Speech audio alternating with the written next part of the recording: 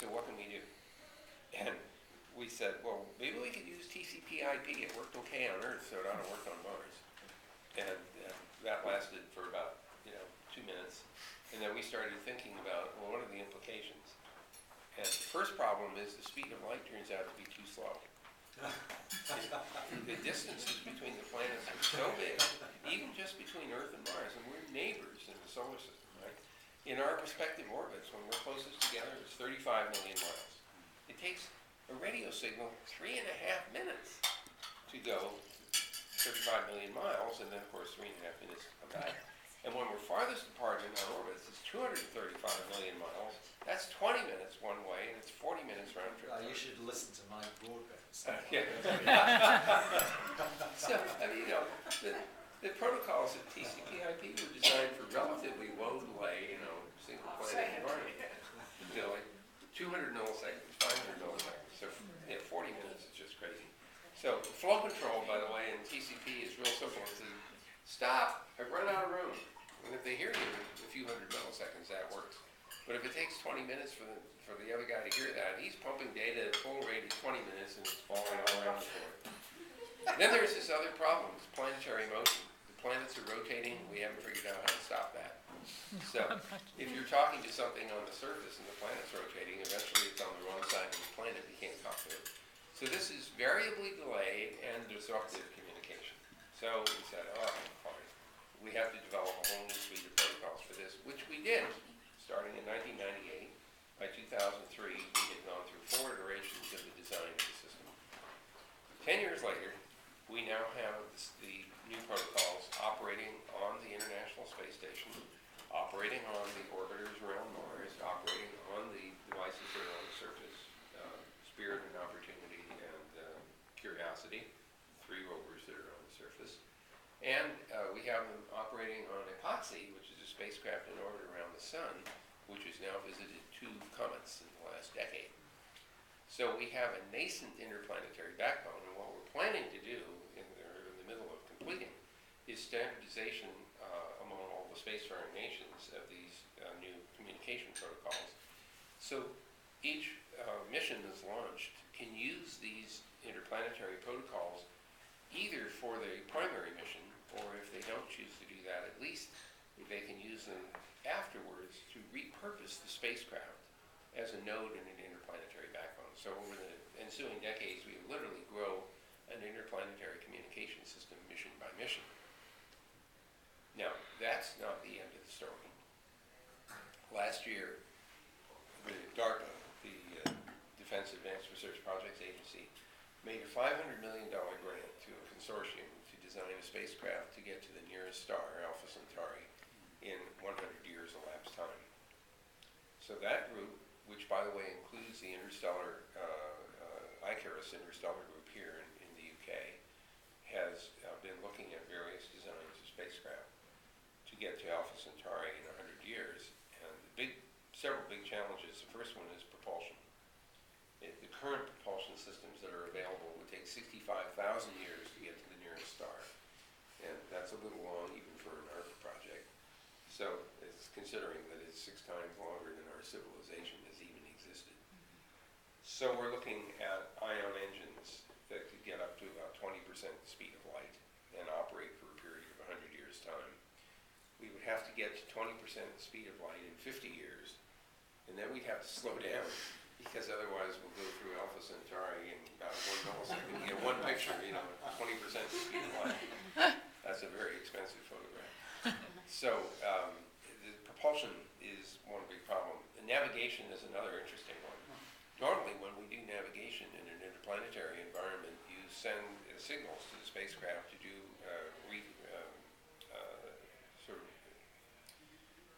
to do a change of trajectory in mid-course corrections of trajectory in order to assure it will get into orbit around the target or maybe land on the surface. So these mid-course corrections can be done interactively. They might take minutes to maybe even an hour or 2 for the interaction to take place. So it's still a fairly brief time. But imagine you have a spacecraft that's a light year away.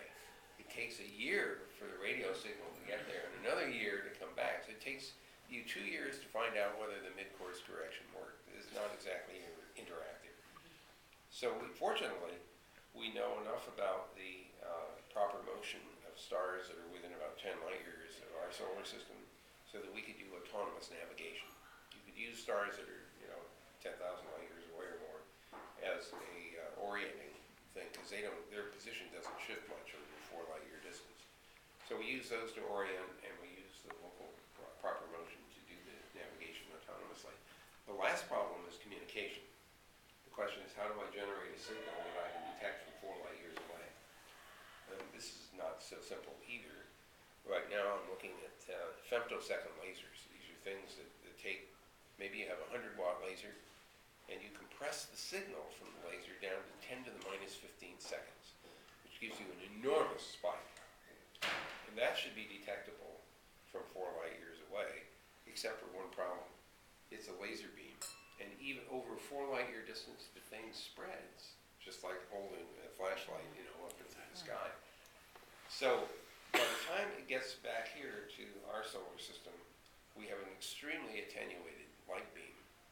That's why I need the interplanetary backbone, because I need to build a synthetic aperture receiver with receivers that are scattered around the solar system to pick up the signal and reintegrate it. So that's one possible solution.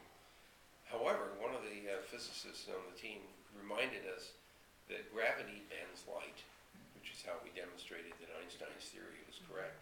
During an eclipse of the sun, you could see the light from a star move closer to the sun because of the effect of gravity. So there's a gravity lens on the sun.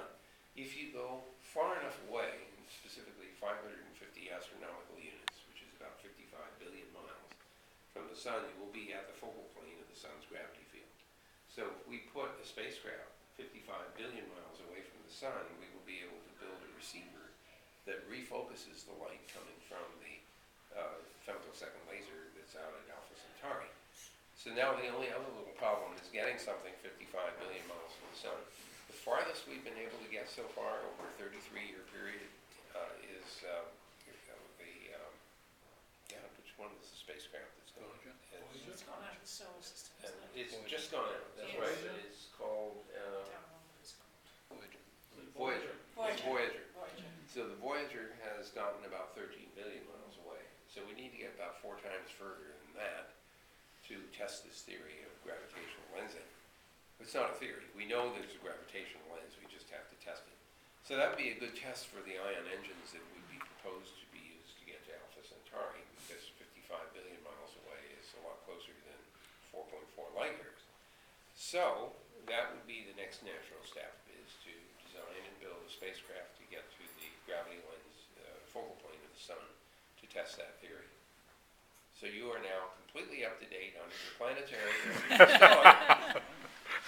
And in case this sounds too much like science fiction, you understand what engineering is. It's turning science fiction into reality. Did you say there was government money behind This is that? a government, the funding comes from the Defense Department, believe it or not.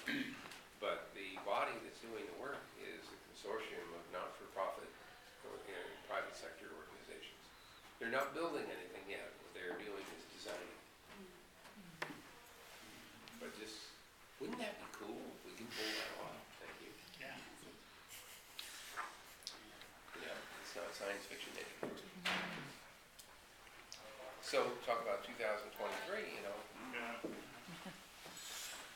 sometime in that time. I think it is feasible to consider a launch between 10 and 15 years from now for such a spacecraft. Vint, when you're writing your proposal to the Secretary of Defence, you say, I'm sorry, you're fading out. when you're writing your proposal Yes. to the Secretary of Defence and Yes. asking him to put in the $100 million to back this project. No, we only asked for, you're saying when we finally get to the point where we want to build it, yes. So what are you offering him in return? Well, I'm not sure whether it's the Defense Department that would fund the mission. Okay, all right. That's But I mean, it's trivialities. yeah. But whoever it is that you're yes, writing whoever it is, right. So what would we say? Well, the first thing that we would say is that gathering data about the interstellar medium is pretty important. Yeah. Because Yeah, I'll buy if that, we yeah. ever, and by the way, we will be gathering a considerable amount of information about the interplanetary medium in the conduct of a mission like this. Anybody who has fantasies about going to Mars or sending people to Mars should appreciate that we do not even yet have enough information about the conditions that will be encountered by human beings and the steps that we need in order to preserve them, preserve their lives. To go to Mars takes about 27 months with the current propulsion systems. It takes 9 months to get to the planet. You have to stay on the planet for about 9 months before it gets to the right place in its orbit to return, which takes another 9 months. So we're talking about a 27-month challenge to keep human beings alive. This is not so trivial. We've encountered a couple of very, very serious radiation belts that we didn't know about, not Van Allen, these are others. The kinds of solar storms that could occur are really serious.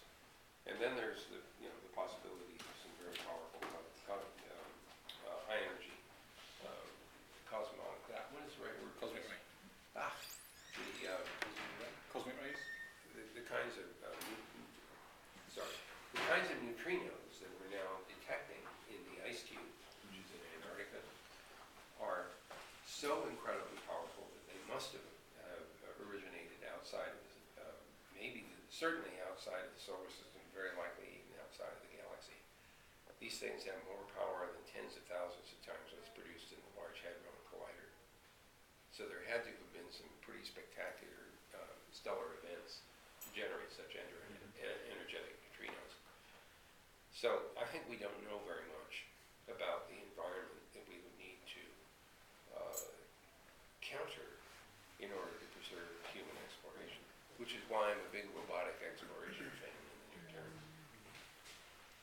Now, we should have dessert, but in case anybody's interested, we could also talk about Ray Kurzweil, who is the newest employee at Google, working on the development of an artificial intelligence which is sufficiently smart that it can design smarter computers than we can. And at some point, he expects a singularity to occur, at which point the computers will be smarter than we are. And that's about the point when he wants to upload himself into one of those computers.